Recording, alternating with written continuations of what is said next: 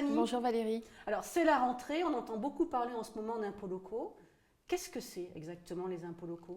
Alors les impôts locaux, ce sont les impôts qui sont perçus par les collectivités locales. Alors ces impôts servent à alimenter le budget des communes, du département, etc.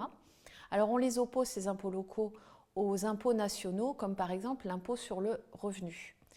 Vous avez tout un tas d'impôts locaux. Alors ceux qu'on connaît principalement, alors c'est la taxe d'habitation qui est due à l'occupant du logement au 1er janvier, la taxe foncière due par le propriétaire du logement au 1er janvier. Alors après, vous avez des choses un peu plus récentes comme la taxe sur les locaux vacants, ou alors la taxe sur les terrains agricoles devenus constructibles, ou bien la taxe sur les ordures ménagères. Voilà, donc il y en a toute une liste qui est non exhaustive.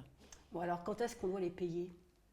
Alors tous les ans, c'est la même chose. Vous avez à l'automne les feuilles des arbres qui tombent et les feuilles des impôts que vous allez recevoir dans votre boîte aux lettres. Ouais, c'est moins donc, sympa.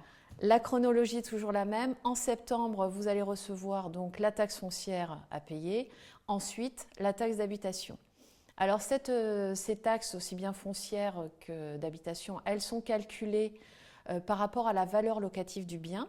Alors cette valeur locative du bien, c'est les loyers que vous pourriez percevoir si votre bien était mis en location. Alors ces impôts sont calculés donc par l'administration fiscale. Elle prend également en compte d'autres paramètres, comme par exemple le nombre de pièces principales que vous avez dans votre logement.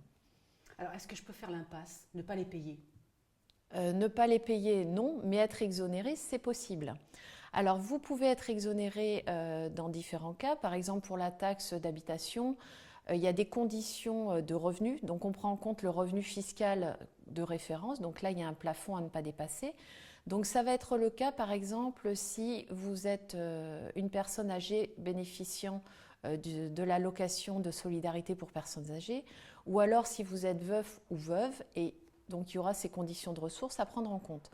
Vous pouvez également être exonéré de votre taxe foncière donc sur la résidence principale.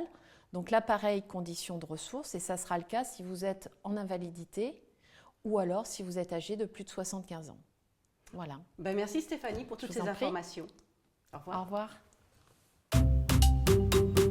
Imonote, ça dépote.